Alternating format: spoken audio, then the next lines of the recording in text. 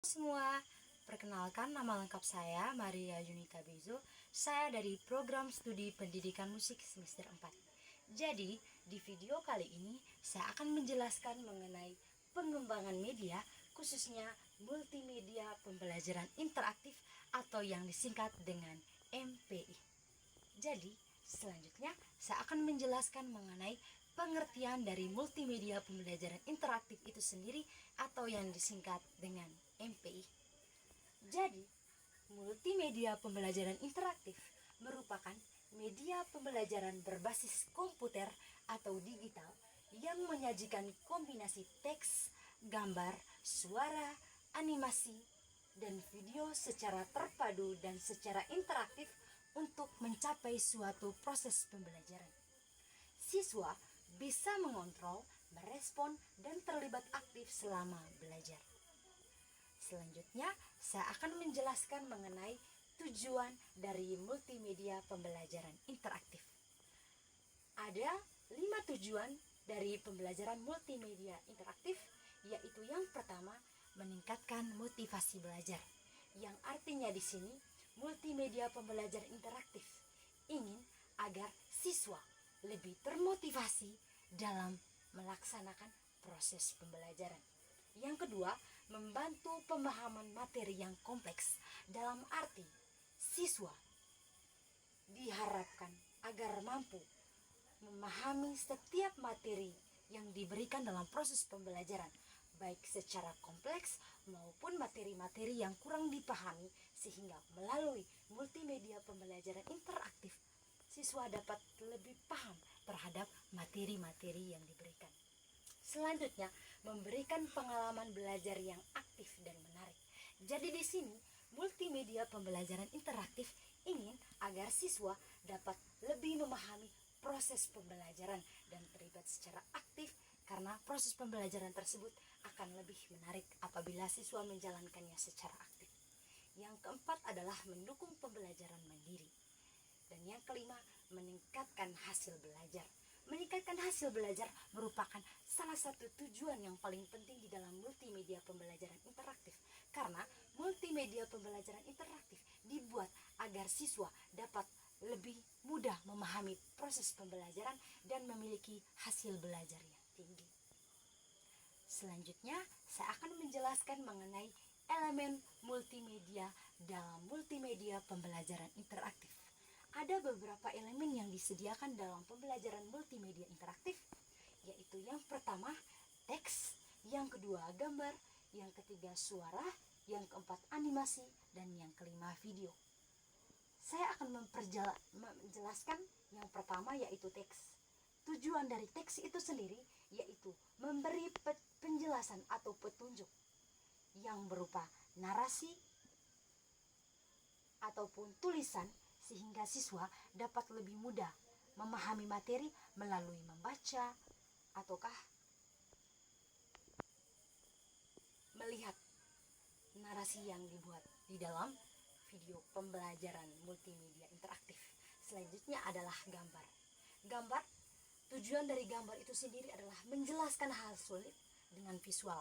Dalam arti, ketika siswa tidak suka membaca ataupun memperhatikan sebuah narasi yang ada di dalam teks, siswa bisa saja melihatnya melalui gambar yang disediakan dalam proses pembelajaran itu sendiri. Yang ketiga adalah suara.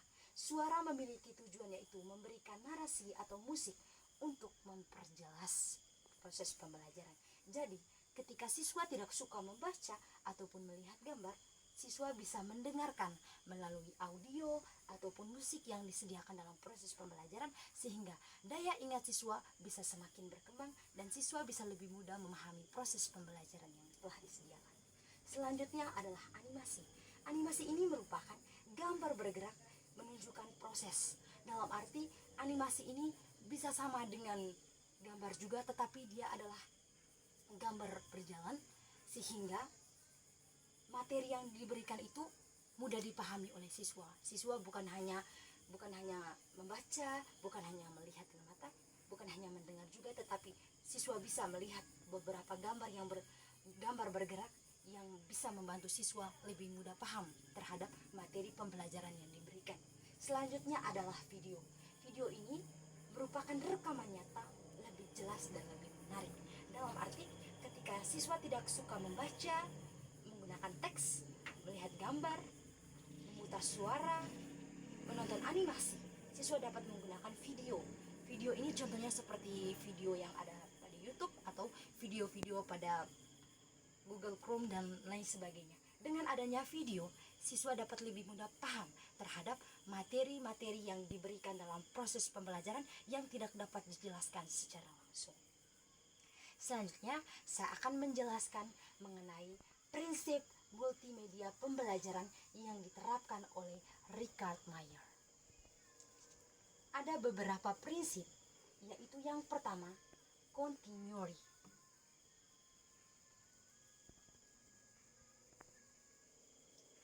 Continuity merupakan gambar, teks, atau narasi diletakkan dekat dan ditampilkan bersamaan, yang artinya gambar ataupun teks harus dibuat secara bersamaan, tidak bisa dipisahkan, karena itu akan membuat siswa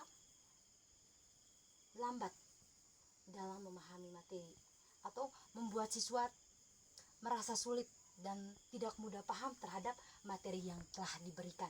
Yang kedua adalah coherence. Coherence artinya hindari elemen yang tidak penting.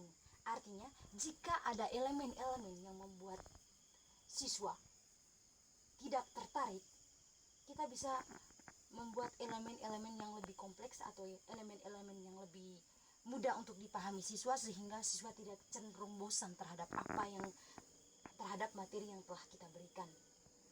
Yang ketiga adalah signaling, yang artinya gunakan penanda untuk hal penting berupa warna atau panah. Artinya jika ada poin-poin penting yang ada di dalam materi atau dalam proses pembelajaran, kita bisa menandakannya menggunakan garis bawah ataupun menggunakan warna-warna yang unik seperti warna kuning ataupun warna lainnya yang menandakan bahwa materi yang diberikan itu merupakan poin penting atau inti dari proses pembelajaran.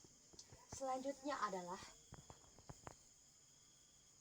redundancy, yang artinya jangan tampilkan teks dan narasi identik secara bersamaan.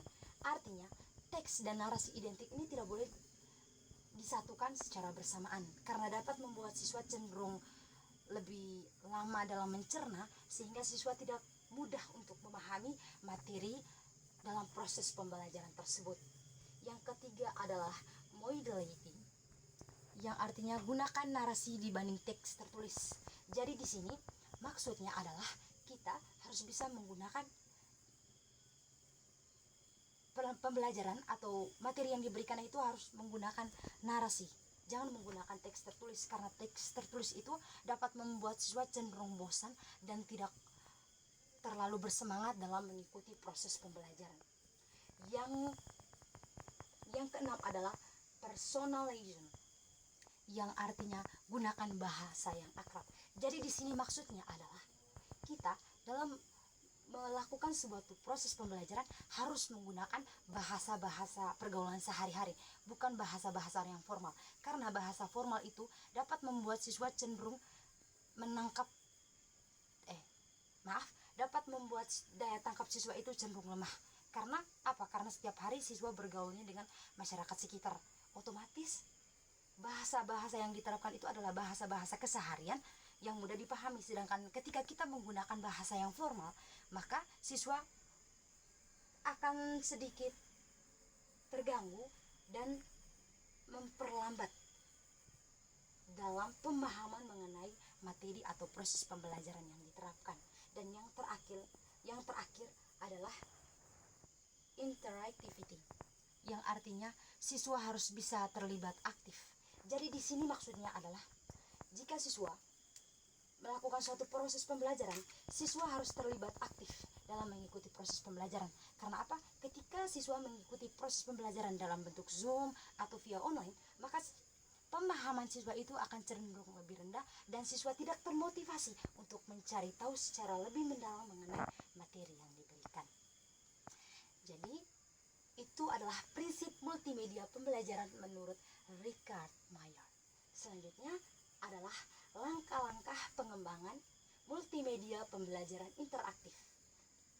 Di sini menggunakan model APPED yang dibagi menjadi 5 langkah-langkah, yaitu yang pertama analisis.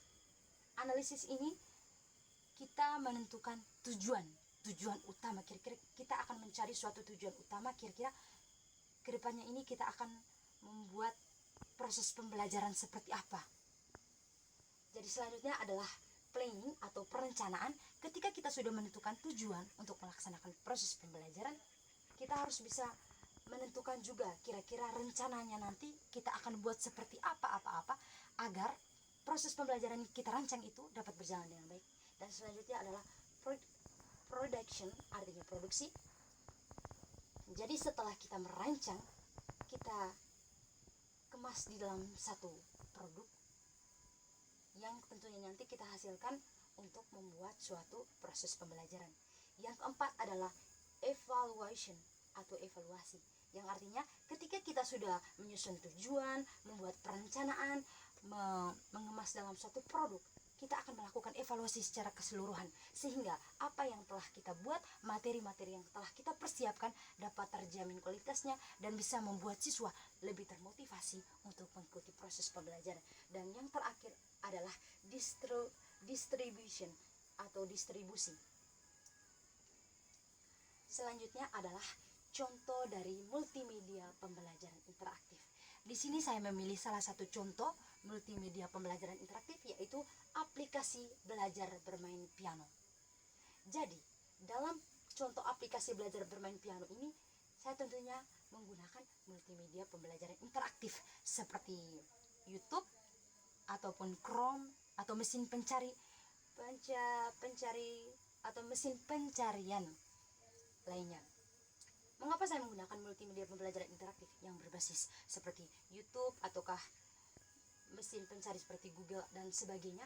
Karena ketika saya bermain piano dan saya tidak memiliki guru atau tidak memiliki pelatih yang bisa melatih saya untuk bermain piano, tentunya saya akan mencari tahu menggunakan YouTube, tutorial yang ada di YouTube ataupun yang ada di Google. Karena tentunya ketika saya membuka aplikasi YouTube akan muncul gambar, video, dan juga penjelasan yang lebih rinci berkaitan dengan aplikasi belajar bermain piano, sehingga mempermudah saya dalam memahami materi yang berkaitan dengan cara memainkan piano. Jadi dari contoh yang saya berikan ini dapat memberikan berbagai manfaat. Yang pertama, belajar jadi seru dan menyenangkan. Yang kedua, bisa latihan mandiri di rumah. Dan yang ketiga, dapat umpan balik langsung saat salah ataupun benar. Jadi itu saja penjelasan dari saya mengenai multimedia pembelajaran interaktif. Dan kesimpulan akhirnya bahwa multimedia pembelajaran interaktif ini sangat diperlukan dalam kehidupan sehari-hari. Karena tidak mungkin, apalagi kita sebagai siswa tentunya kita akan menggunakan multimedia pembelajaran interaktif, apalagi berbasis digital, sehingga dapat mempermudah kita dalam memahami pembelajaran ataupun proses pembelajaran yang kita alami. Itu saja penjelasan dari saya. Sekian dan terima kasih. Selamat malam dan bye-bye.